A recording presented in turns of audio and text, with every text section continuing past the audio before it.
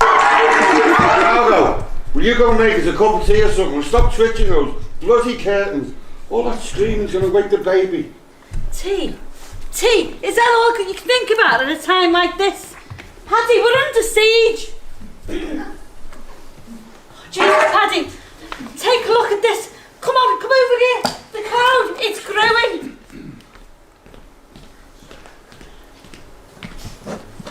Bloody hell, there's hundreds of them. More like thousands. Thousands of them. It's like I've seen out of the birds.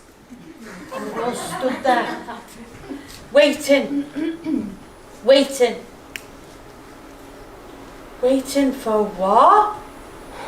Look, as long as they don't shit everywhere and they're not stealing the milk off the doorstep, they're not doing any harm, are they? Now look, I've got a good idea, right?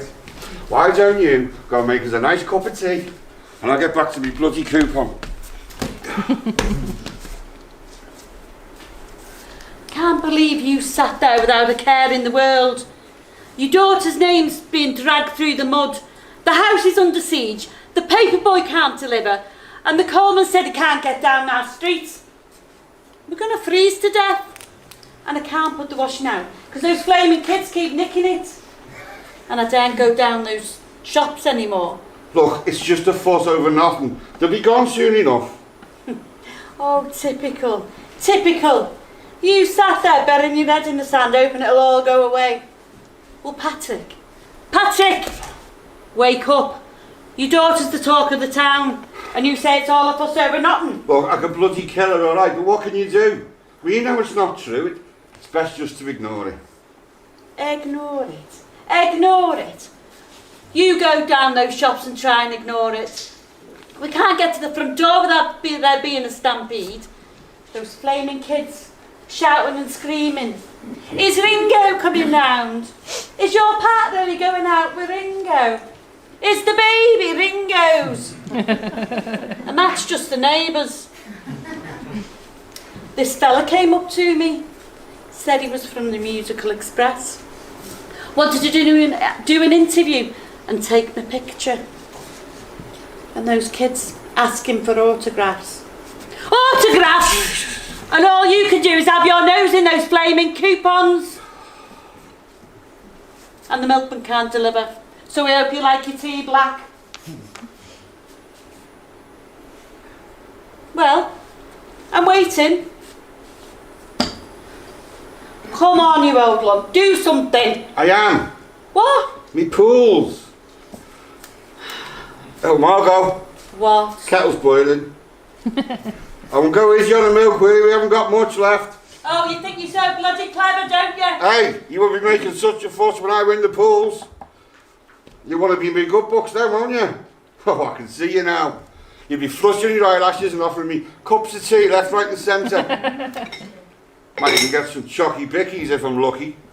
I'll have 10 grand burning all in my pocket, and if you don't watch yourself, you won't be getting that new Hoover and washing machine you've had your eye on. Hey, I might even take you to Butlins. If you let me finish this flaming coupon. The fella from Liverpool will be round in a minute. And do you know what? I've got a good feeling in my water this week. Oh yes, I'm definitely spot on. Well, I hope they have more luck than the postman and the club man, because they both given up. They nearly knocked Charlie off the ladders when he tried to clean the windows. Mum, there's kids in the yard again. I think they're nicking your knickers. Bugger off and I'll set the dog on you! We haven't got a dog. Oh, forget the washing machine. I want a dog. A bloody big one. Can't wait to see it sink its teeth into one of those little bastards. Oh, did you catch them? As if you care. That's 4 pairs that have gone missing. And 3 baby vests have been nicked and all. Are you sure you haven't, just misplaced them? Patrick, they were on the line and now they're gone.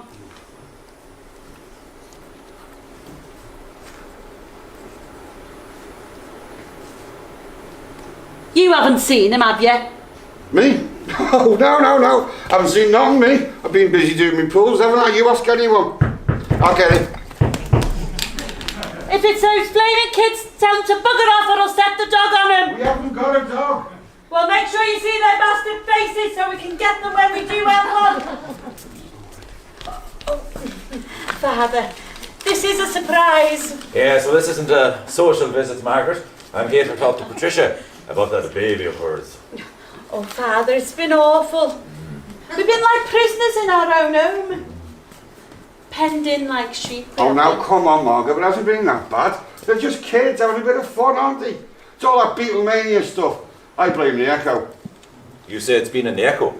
Well, no, not this, no, but, you know, all that stuff they write about the Beatles all the time, well, it's like made up half the time, isn't it? Probably. Oh, you know that for a fact, do you?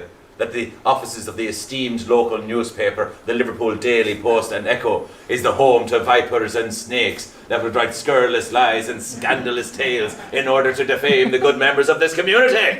Sounds about right, that Father, yeah. And what are you basing this outrageous conclusion upon? Me water, I've just got a feeling, you know. Ah, so we are making the decision upon what is fact and what is fiction, what is truth and what is lies, upon a urine sample. Yeah, I think so.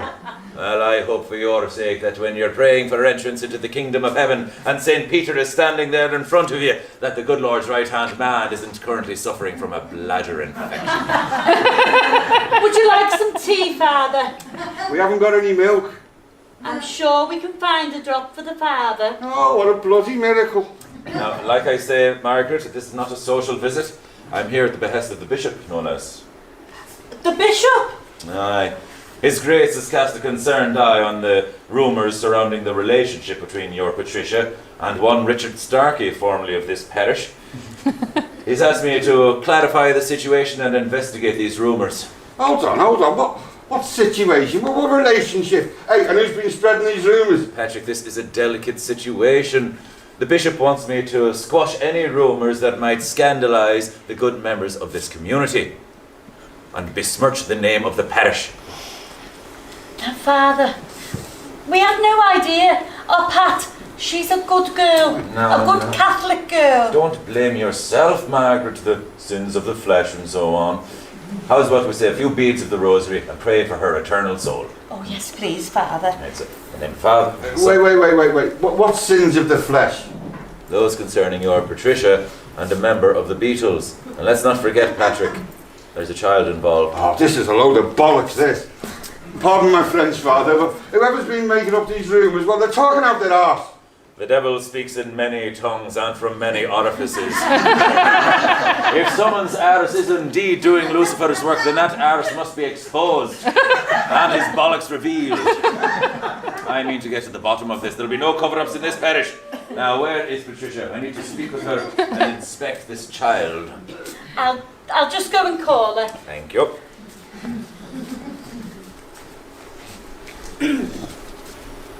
Pat, Father wanted to see you.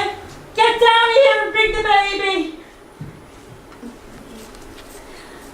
I'll just get the tea things. Right, so. Patricia, don't let me come up those stairs. Oh, she can't hear a thing. Got the wireless on. Deaf as a post. Now, Patricia, get down here. You've got a visitor. Mother, you'll wake the baby. Good, because that's who he's come to see. And now, Father, would you be liking sugar? Or are you sweet enough? Oh, if the good Lord gave me one vice, it's a sweet tooth. I'll have 4, please. Blimey, you must be visiting with worms, eh? It's a good job Raston's ended. I promised the good Lord I'll be giving it up for Lent now. Now, Patrick, get the good china from the cupboard in the parlour, will you? There's a love. Now, don't be going to any trouble with my behalf. A simple cup, saucer and spoon will suffice. A saucer and a spoon, Jesus. Oh, well, now, who do we have here? Hello. Oh, my, that is quite the head of hair. You could almost call it a mop. And sure, would you look at the nose on him? He looks like he's been in a fight. Does he get that from his father?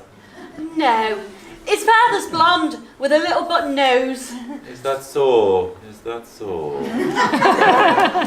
Patrick, hurry up with those cups, will you? Bollocks!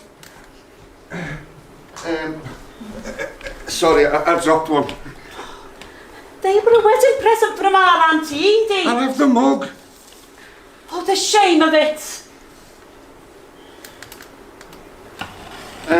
Excuse me, Father, but your tea's going to go cold. In a moment, my son, in a moment.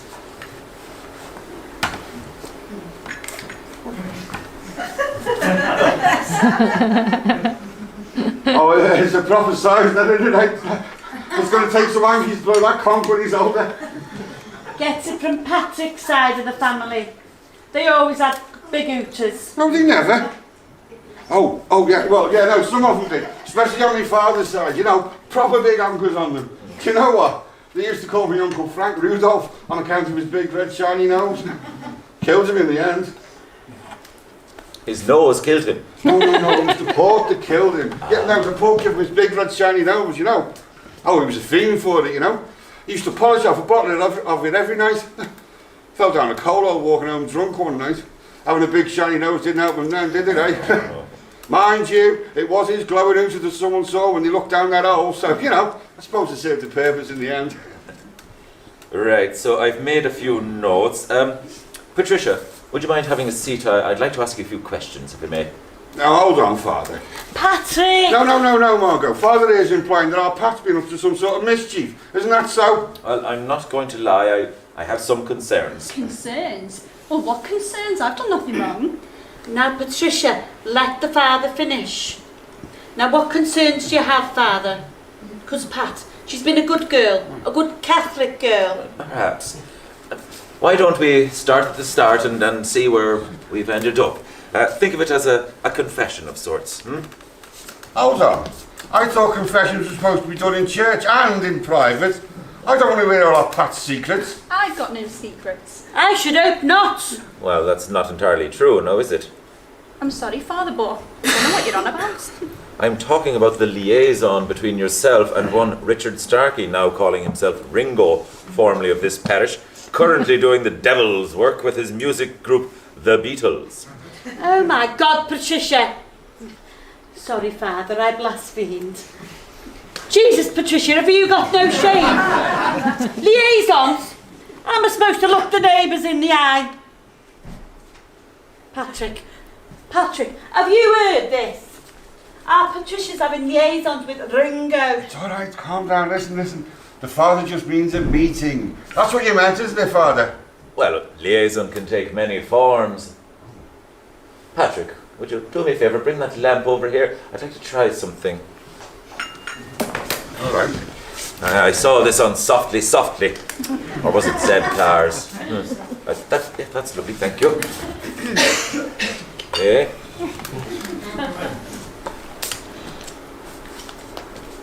Okay, lady, tell me what I want to know. Otherwise I'll lock you up and throw away the key. Oh dear. I'm sorry, I got myself a little bit worked up there. Oh, that's the telly for you. Right, now, where were we? Now, Patricia, let's walk through the course of events on the day, shall we? Nothing happened. Honest. Now, Patricia, we can do this the easy way or the hard way. Now, what's it to be? Now, look here, Father. I don't much like the tone of your voice, right? This isn't Softly or Zed Cars, and you're not Inspector Bloody Barlow. Our Pat's a good girl, right? And she's done nothing wrong. So if you don't mind, I'll ask you to leave. Father, you'll do no such thing. Patrick Cussack, I think you should apologise. Now, Margaret, no. Patrick's right. I've overstepped my boundaries. Patrick, I apologise. Now, I want to assure everyone that my intentions here are to merely clarify the situation and to ensure Patricia's good name. I mean, it can't be easy for you. And what has your husband Joseph, what has that saint of a man had to say about all of this? Oh my God, Joseph! Mary, mother, and I'd forgotten about that. Patricia, what's poor Joseph? What's poor Joe going to say about this? You mean he doesn't know? Joe's in the merch. He's in New York. Sailed last week. He's with his mates, probably having the life of Riley. He's not back till next week. Knowing him, he won't be bothered. Any more tea, my sweet? That might be a good idea. Margaret, be a Latter-day Saint and freshen up the pot, would you? Thank you.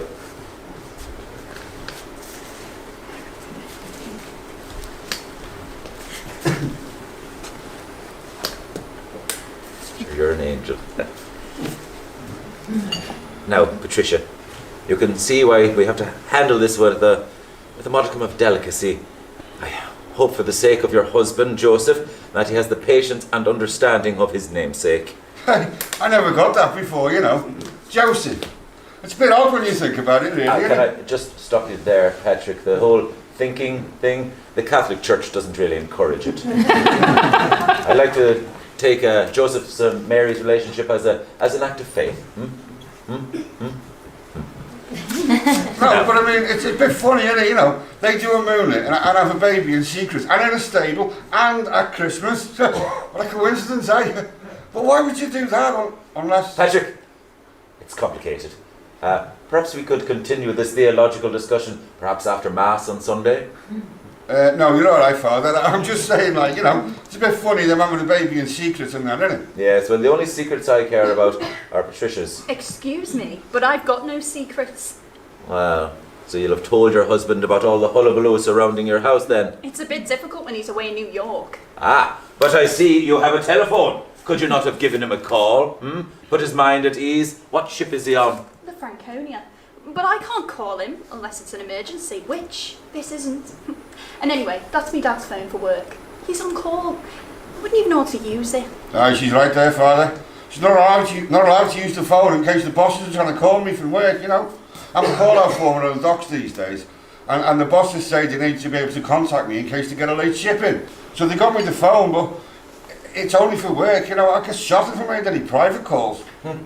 What a modern world we live in. I imagine we'll all have one soon. Well, I can only hope that this scandal doesn't make its way across the Atlantic to those American tabloids. Oh, heaven forbid that Joseph or one of his shipmates was to read about this lurid tale. Anyway, back to your tale. It's no tale, Father, it's the truth. And anyway, they're hardly likely to be selling copies of The Echo on Broadway. Well, you'd be surprised how quickly news travels, good or bad, my child. I don't even know what all the fuss is about. I was only going to the health centre on Admiral Street when I bumped into Ringo, outside, and he helped me carry the pram up the steps. Now, when you say met, was this a chance encounter or was it a planned meeting? It just happened. I was taking the baby for his checkup and he was passing, and we just bumped into one another. End of. Oh, I wish it was the end of. Now, you've known him previously, yes? Oh, Richie? Oh, yeah. We was in the same class. I've known him since infants. And in all that time, you and he were never an item? Oh, no, never. Now, hey, look here, Father. She said they weren't sweethearts, and me and her mother should know, right? This Joe was the first bloke she's ever been serious about. Oh, Pat's a good girl. Thanks, Dad. But I've done nothing wrong. Richie, came home to see his mum. And he wanted it to be a secret because, well, you know, you've seen what happened. No, indeed I have. He said he just fancied going for a walk to the park and just so happened to be passing the clinic. Saw me struggling with the pram and stopped to help. He carried the baby up the steps and I pulled the pram up. And then what happened? And then he came in and sat in the waiting room and waited.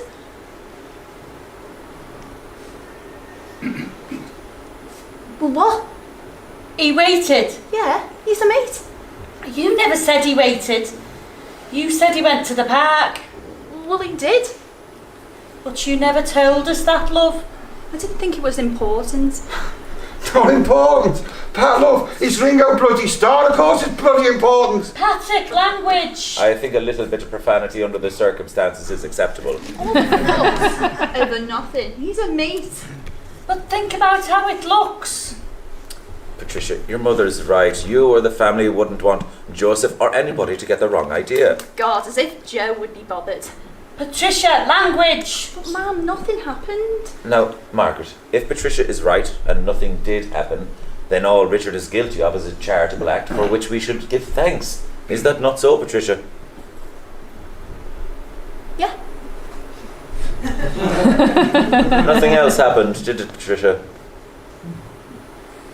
Patricia? Oh, Patricia, what have you done? Nothing, I haven't done nothing. Richie is just the maid. What happened, Patricia? Oh, God. Patricia, I've told you about using the Lord's name in vain. Nothing happened. We just went for a walk to the park and then went for a cup of tea. Why the park? Because Richie says he doesn't get out much anymore. Says he's always stuck in hotel rooms or in the back of a van travelling round. So he wanted some fresh air. He wanted to come home, see his mum and see a mate, a real mate. And after the park, where did you have this cup of tea? Here. Mary, Mother of God, you didn't bring him here. Jesus, Pat. What cups did you use? Your mother think. Did you touch anything else? Only the baby. And what was he wearing, do you remember? Who, Richie or the baby? The baby, of course. Now, Patrick, I know what you're up to, and you can stop that right now.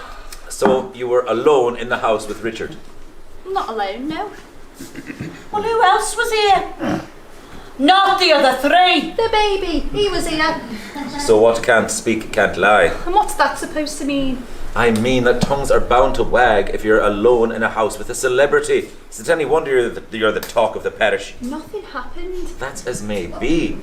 But you were seen alone at a baby clinic with Ringo Starr, then walking around the park together and coming home to your parents' house in the middle of the day. And all of this without a chaperone. This is silly now. He's not Ringo Starr to me. He's Richie Starkey from Admiral Grove, who was in my class at school. He was lonely. He wanted to talk to a friend, a real friend, not a hanger-on.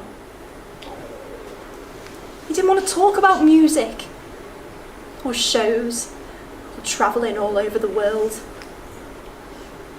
He wanted to talk about real life things. Things like hanging round on Hyde Park Street, or getting sweets from the corner shop, or going to Stebble Street baths. He wanted to go to the park and run down the hill.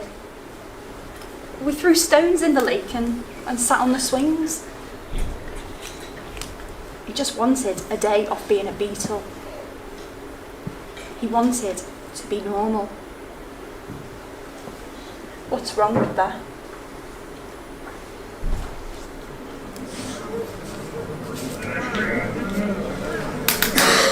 Hey, something's happened, everyone's leaving. I'll go and have a look what's going on. He's a beauty. You never did tell me his name though. Paul. Would that be after the other fella? You don't know him as well, do you? No, we're different school. Oh, thank goodness.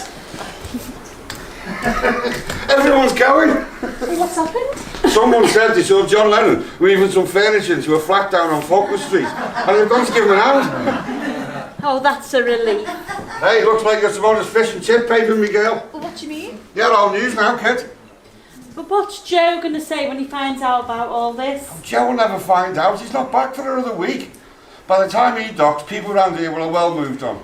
These Beatles are in the news every day with a new bird, aren't they? They move on. Every time you pick up a paper, they've got a new bit on the side. Now, Patrick, that's enough of that sort of talk. Our Patricia never has been or never will be somebody's bird or bit on the side.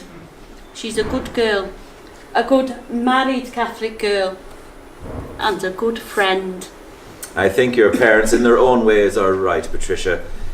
What was the act of a friend and a Samaritan? Well, it's been caught up in all this Beatlemania, and everything's just been grossly misconstrued. Oh, Father, it's such a relief to hear you say that. We wouldn't want Pat to get a reputation. Hey, let me hear anyone say a bad word about our Pat and I'll give him a thick lip. Now, Patrick, let's have no more of that talk. I, for one, consider the matter closed, and well, we can all move on. Shall we say a quick prayer of thanks? Sorry, Father. I've got some rather important business to attend to. Another time, maybe, eh? Oh, hang on. For safekeeping. This could be worth a bloody fortune. I'm going to put my coupon on. This one's off his calling card. Better go change him. Thank you, Father. Bless you, my child. Will we be seeing you and little Paul at Mass on Sunday? Yeah, I'll try. Oh, she'll be there, Father. She's got a lot to be thanking God for. Well, Margaret, it looks like it's just you and me. How's about once round the old rosary bead, and then if I've got time, I'll throw in a confession. Lovely. In the name of the Father, Son, and the Holy Spirit. Hail Mary, full of grace, the Lord is with thee. Blessed art thou.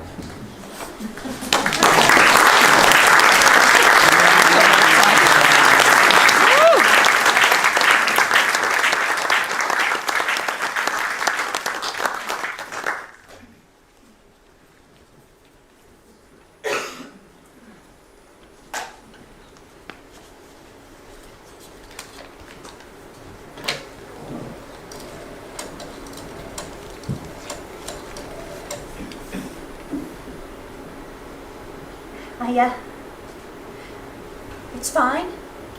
Everyone's in bed. No, nobody knows. He's great. Of course I won't. It's our secret. Who are you with? Are they? Well, go and tell them to write a song about me then. Say hiya to him. We'll just have to be more careful, won't we? Soon, yeah? Love you.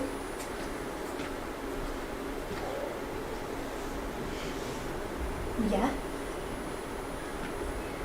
Yeah?